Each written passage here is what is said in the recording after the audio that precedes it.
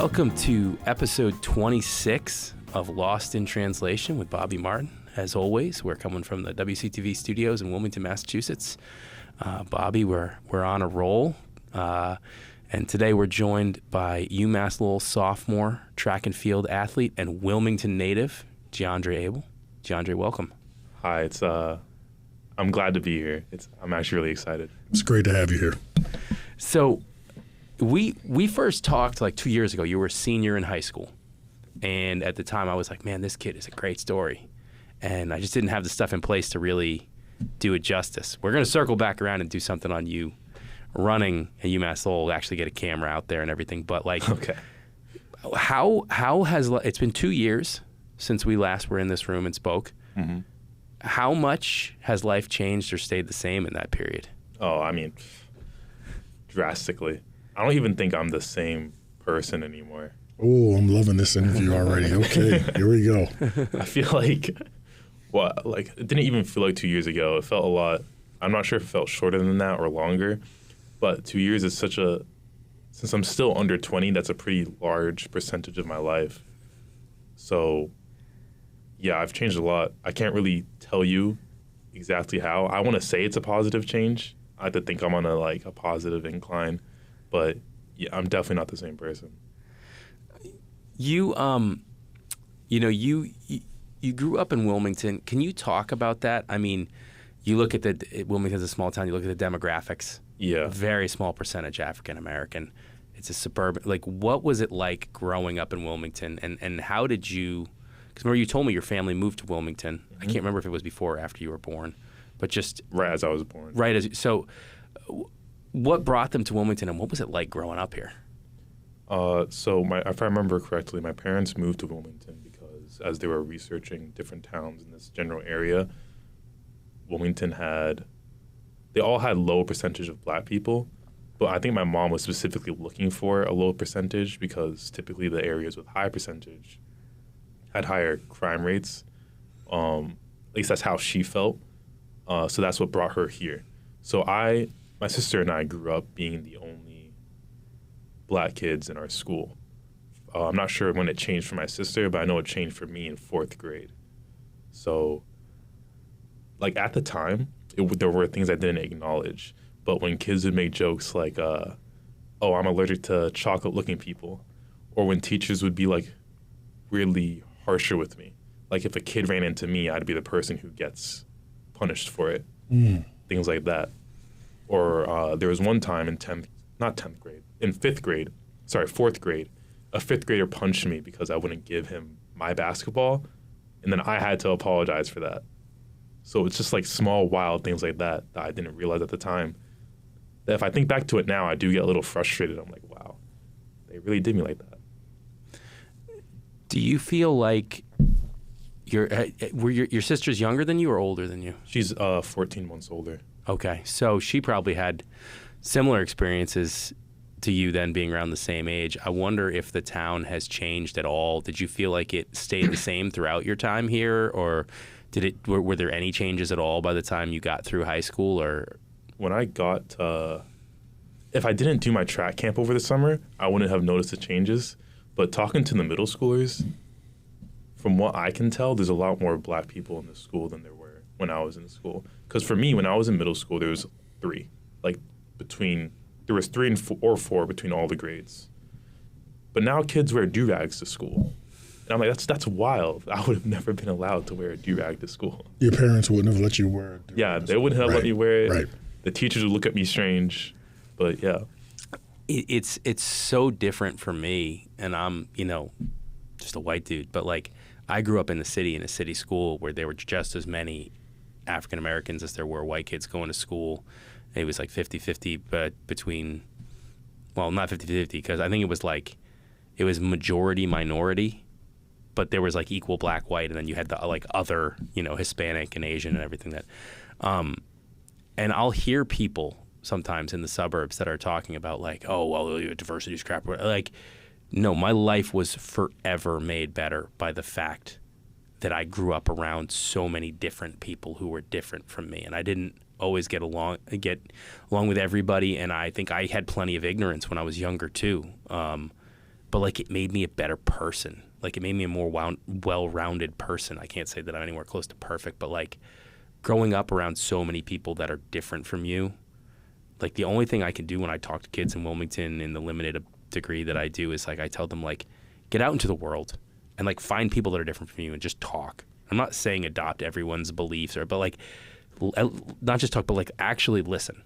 Whether you agree or not after that, I can't tell you what to do, but like take some time to get to know people different from you and like listen. And like I'm curious, like UMass Lowell is not that far away. I mean, it's less than 20 miles away. Mm-hmm. But like what's your experience been like since you've gone to college after growing up in Wilmington, going to public school here? How different has that been? I want to say it was like a culture shock initially because I grew up in Wilmington very sheltered.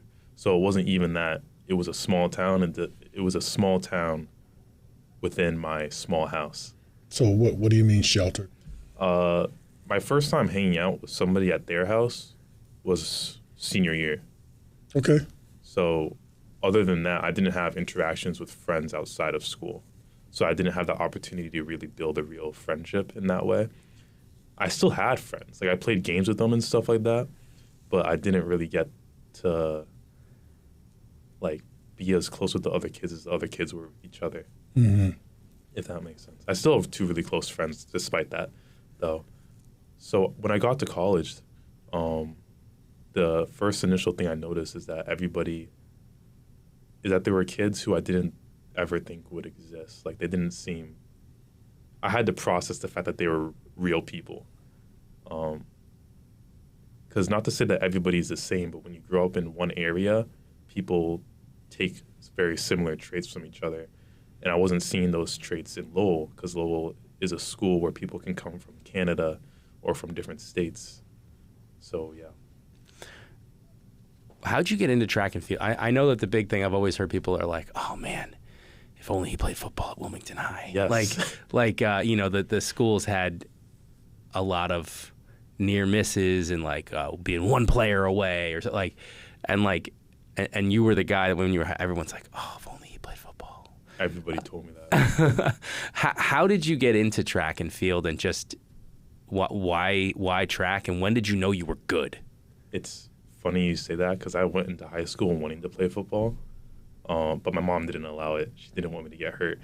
But I played football from like 4th grade to middle school. But I was so much bigger than the other kids. They put me a grade above everybody else. Mm. So I was playing with older kids.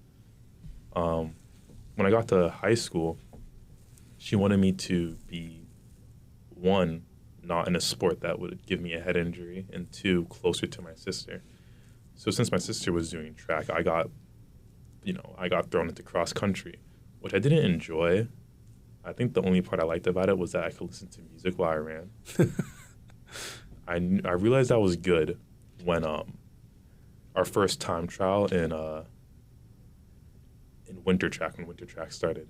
We were doing the 300s, and I was running with the other freshmen, and I got the 2nd fastest time on the team, including the seniors. So that's when I knew I was good. Did you think when you first started running freshman year, did you think this is something that I'm going to do in college? Was that a thought that crossed your mind? No, I didn't think that far. I did not think that far when I was 14. How did you wind up at UMass Lowell, and were you recruited or did you kind of walk onto the team there? I walked on. Initially, I wanted to go to Northeastern, but I didn't get in because my freshman year grades weren't the best. They were pretty bad. I pulled it back in the latter half of high school because that's when I started to have, more conviction and commitment and motivation. But that's what got me into UMass Lowell, and I always wanted to run track, so I just kind of emailed the coach what my times were, and she was like, yeah, come along. Was there a moment where they're like, yeah, you made the team, or were you kind of on it from the day you I was on it from the day I sent my times. Yeah, come on in. We'll take a look. Pretty much. So what's the experience has been like running in college? Like, what's that been like, and how is it different from high school? I remember the first month, I put on like 10 pounds of muscle. And that was such a, confidence booster to see progression, even if the races haven't started yet. and then the intensity level was on it. Like, obviously, it was so much higher. And I was kind of ready for it. Like, I was eating properly, I was drinking, and I was focusing on getting enough sleep. So I guess I really liked the environment that I was in. At first, it was kind of weird going onto a team and not being the fastest.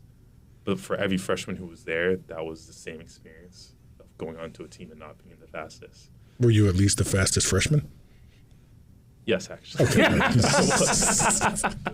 I was.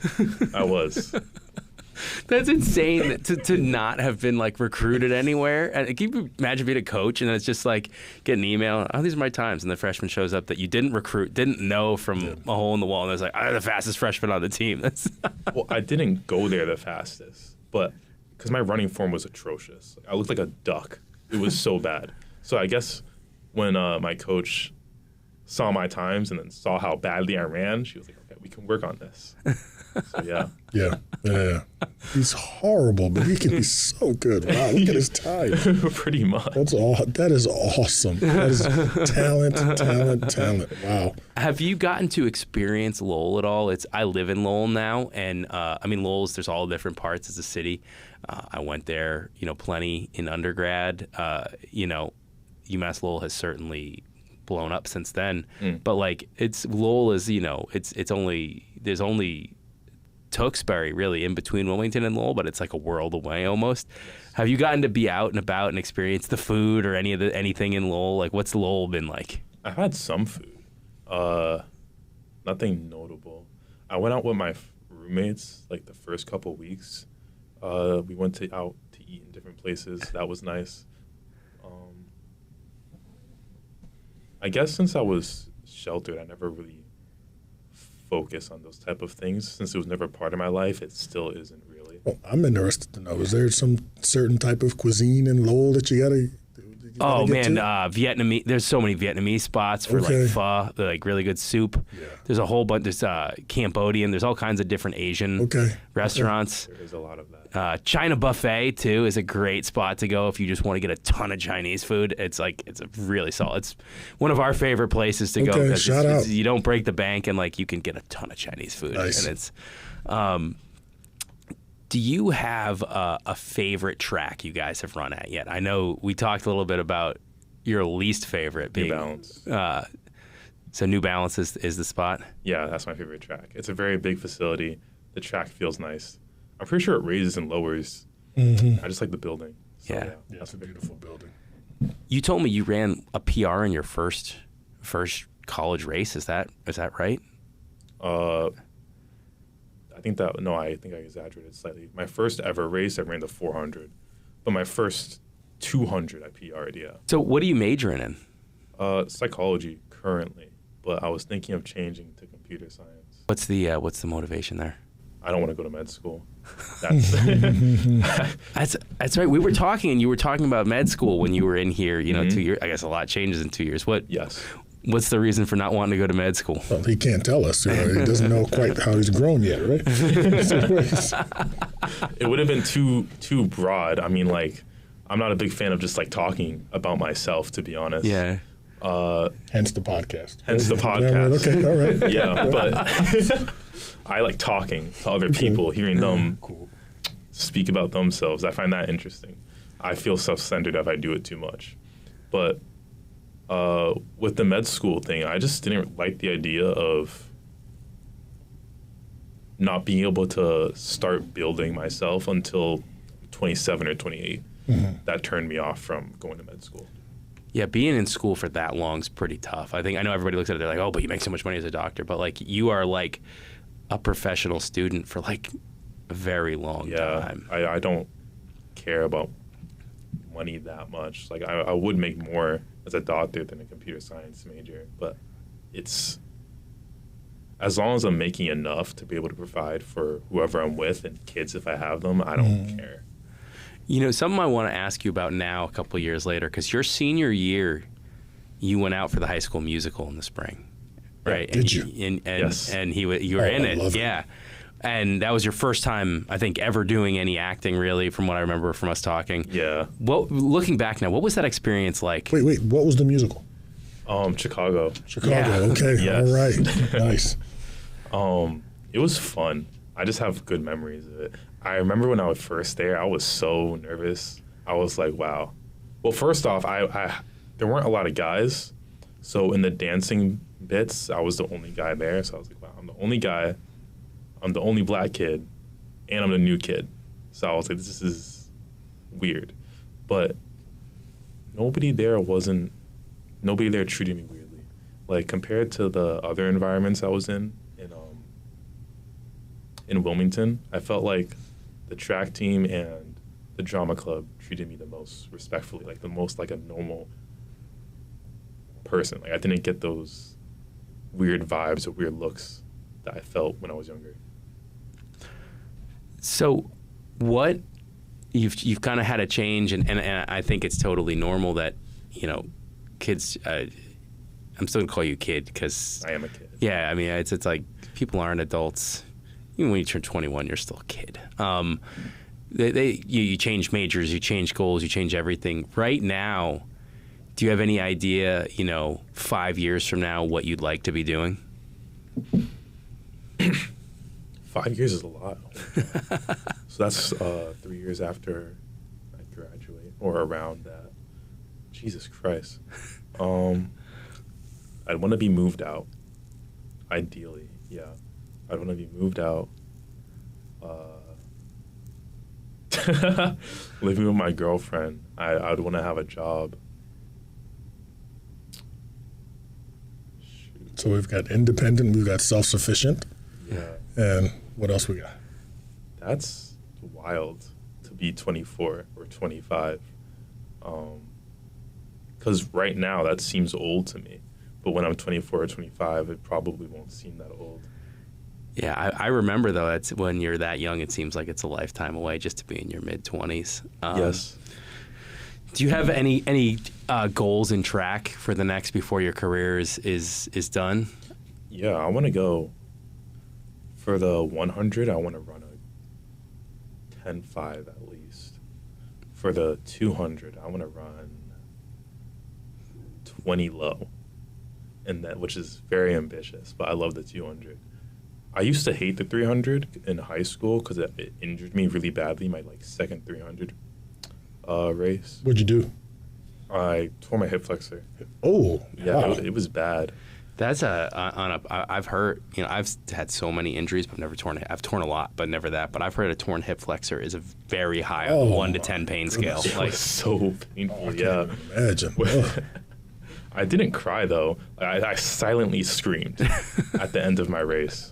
But yeah, so since then I haven't been able to run 300 properly. But now that I'm in college and I was doing it as a workout, and I PR'd working out instead of my races when I was in high school, which is crazy because in high school my fastest was 38. Working out in college, I was running 35s. Is that 10 extra pounds? Yeah. Right, Yeah. more power. So Beautiful. yeah, so I want to run 34 and then 300, and then those are my goals. are there any races? I mean, there's a bunch of different kind of famous races for college kids that you're like, I want to run that before all is said and done. No, No pen relays? I'm happy where I am. Have you been to the Penn Relays, just even as a have you traveled with the team there, or? I forget what that is. Oh wait, yes, I have. Yeah, I watched. Yeah, I think- it's a pretty big deal. Honestly, I just go and I run. I don't really pay attention to where I am. Do you enjoy running as much now as in high school, or more or less, or what's your relationship with running like now compared to when you were just kind of picking it up and you didn't think it was really going to take you anywhere? I guess now it's more like I guess in high school it was like something to do that I had fun with, that I could just casually do and be really good at. Now it's at a different level. I can't do that anymore. I think it's more of like a model of where I am, because when I have my life together, I perform at track a lot better. When I don't, I perform a little worse. So I definitely couldn't. I wouldn't feel like I'm functioning as well without track. So I guess that it's like it sets the bar for me, if that makes sense.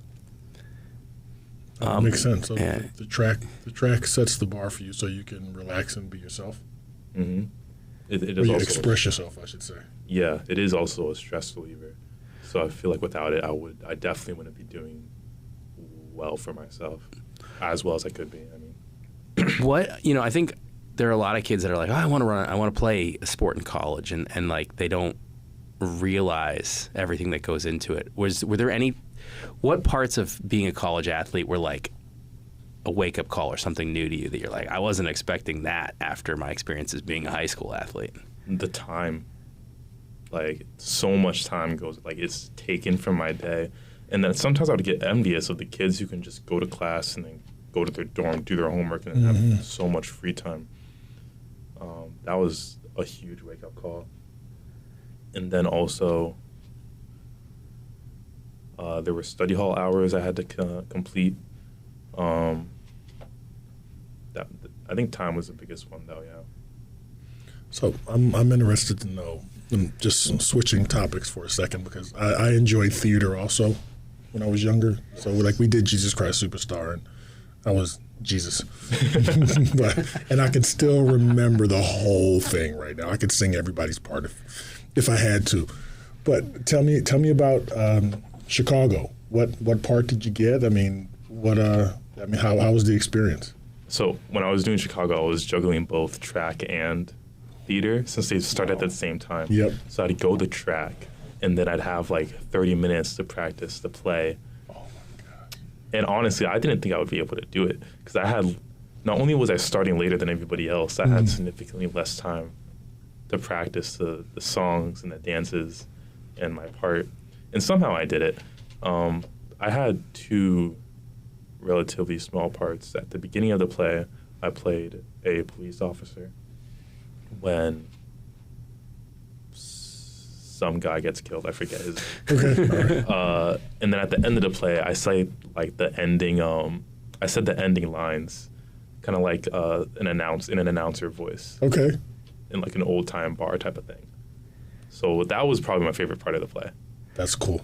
My favorite part was seeing him dancing and how happy he looked. Like I mean, for me, what was really cool, I always wished that I had gotten into theater because my high school had like a great theater program. Like I was doing sports, but like in hindsight, I really wish I had. And when he was doing it, we were filming Chicago, like in behind the scenes. And it was so cool to be in the like backstage before their final performance and see like everybody coming together. It was the same kind of feeling as like a big sports event, that like everybody coming together for this common thing. And then when it's over, all of the like emotion from everybody was really, it was like a really powerful thing just for me on the outside, kind of being there to observe. So I can only imagine what it was like, when it came to an end. Do you remember what that felt like? Well, I didn't have as big as a connection with all of them as like since I just joined, but I had a lot of fun. I remember it was like I wasn't even that in the back. I wasn't stressed. Going on the stage, I was a little nervous, but I wasn't like freaking out. I was more excited than anything else. I guess it did. It felt like a track meet without the anxiety, is how it felt. It was very nice. And I would do it again if I had the time. We'll do it again. It's been awesome seeing that you made it, man. I remember checking UMass Lowell's roster because we kind of talked about like, you were like, I might try and run. And then I saw you on that roster. And that was really cool for me to know that like you weren't recruited or anything. And there you are on the Division I roster. And I'm excited to see where things go and check in with you in the spring when we come to actually video you, because I would prefer to shoot outdoor track than indoor track. Although maybe we'll get over to a New Balance meet, because that's nice in there. Outdoor track, the weather can be a little dicey in New England, but I do. Sorry. No, go ahead. I was gonna say I do want to ask, which photo of me did you see? Was it the one from last year or the one from this year? I think the one from last year. I think that was a bad photo. That was a bad photo. That was a really bad photo. Everybody who sees it says it doesn't look anything like me, which is a compliment. 'Cause it's so bad. I think we'd be remiss if we didn't mention the most important person in the conversation, which would be your mom. Oh, yeah. Right? We didn't even shout out the moms. I mean, I'm not sure if you want to do that now. You should. I feel like my mom definitely protected me in a lot of the best ways she could have. And honestly, I'm a little frustrated with myself for not listening as much as I should have. You should be. You should be. Shame. Like, and it's so annoying because she was like, "Oh, when you're older, you'll understand." I wish I didn't, but she's right. I do understand a lot more now of what she was trying to say and protect me from. So it all makes sense to me. I still wouldn't raise my kids in an all-white town, but I do know where she was coming from. That's, I mean, it's a really, my wife and I, we talk about it all the time. My wife's African American, and my kids are both super white passing. They're both biracial, but even us, like, that's the dilemma, is like the towns that have like good schools are predominantly white. Yep. But like, you know, I want my kids growing up around different people. And not even just race, it's just like socioeconomic different backgrounds, culture, cultures, yeah. like, and so it's, that really is the tough. I can only imagine, you know, for parents and minority parents and African American parents, like my wife, I know it weighs on her really heavily when we think about, like, well, one, will we ever be able to afford anywhere? Probably not. But like, you know, do you move where there's lower crime rates and quote unquote better schools, but you have to be surrounded by almost nobody who looks like you. It's very homogenous. Everyone else is kind of like, their experiences are the same, or like grow up in a much more diverse place, but where the schools don't rank as high or the crime rates. It really sucks that those are the decisions that parents are having to make, you know, like, yeah. You know, I think that as I got older, I'm from Atlantic City, New Jersey, which was predominantly black, but our high school was pretty diverse. I lived in Spain for a very, very long time. And what I found out is there are good people and, for lack of a better word, bad people. It didn't matter the color. Yeah. I was looking for someone who I actually vibed with. You know, I mean, there are people of my own color that I don't get along with. It'll always be the case. White people I don't get along with. You know, they don't get along with me. But like, if I can sit here with Sam, I mean, that's my brother. Yeah. So, you know, in the end, you know, I worry less about where my kids are in school. I worry more about the people that they choose to be around, because that's going to say a lot about them. Now, they'll experience different things, different cultures. You know, my wife is Hungarian, so she's white. So, you know, my grandmother would be like, "Oh my goodness, really? Why'd you do that?" Now, rest in peace. But we get along. You know, so it's for me, it's more about, you know, who the person is more than anything else. The culture, they're always going to be, you know, varying cultures. Yeah. But just my 2 cents. I agree with a lot of it. I guess with my experiences, I didn't feel accepted, and I don't want my kid to not feel accepted. Because even though, like, I feel like everyone has the same experiences, but we all process it differently. Because there have been people who go to all white towns and I guess came out a lot more social than I have. Mm-hmm. I think a part of the reason why there's a small, like, there's a level of disconnect between me and others is because I wasn't able to form those strong connections when I was younger. And my girlfriend, she got bullied for being, like, because she also was raised in an all-white town, but she was half Hispanic and half Asian. So she got, even though she's not black, she got bullied for being black. Just because she was tanner. Absolutely, yeah. So both of us don't feel comfortable raising future children in predominantly white areas. We'd want somewhere with at least, like, just like, as you said, cultural diversity. Absolutely. Just from my short time getting to know you, I would say that you're definitely on the right track. I would worry less about people accepting you or being accepted. That's assuming that they know who you are. Yeah. You know what I'm saying? So I would give you the advice of be much more comfortable with who you are. Accept it. Accept the faults. Accept your strong points, and let them deal with it. It's none of your business what they think of you. You're more than enough. More than enough. Yeah, honestly, you're right. I've been learning that recently. This has been a very growing year for me. Good. Well, as always, Jeandre, it's an awesome conversation, and I thank you for joining us. And should we say happy holidays? We're happy holidays, Merry Christmas. We're coming up on it, man, on all of it. It's you all know, coming. It's. I feel like, man, every year it's like faster and faster the older you get. It's like once Halloween hits, it's like you blink your eye, and then it's Thanksgiving, and then it's winter break. Now I experience winter break through my kids, and then it's like suddenly it's like summer, and then I'm a year older and 10 pounds heavier. And And I agree. 'Cause now that I'm in college, I'm not even thinking about the holidays. I'm thinking about my finals. Finals. I got That's the finals. worst. Yeah, I don't care about Christmas right now. I still wake up and oh my God, I am 39 years old. I have not been in undergrad in, a very long time. I'm not going to do that math. Even grad school's a long time. But I still have nightmares, man. I will wake up, be like, oh my God, I slept through my final. Oh my God. Jumping out of bed, and it's like, dude, you haven't had a final in a decade. Jesus Christ. I hope that doesn't come back for me. It happens to everybody. I swear to God. Bobby's probably had that. I mean, yeah. I don't know. Bobby was on those pit teams. They probably didn't make you take finals back then. No, we had to take finals. We had to, unfortunately, yeah.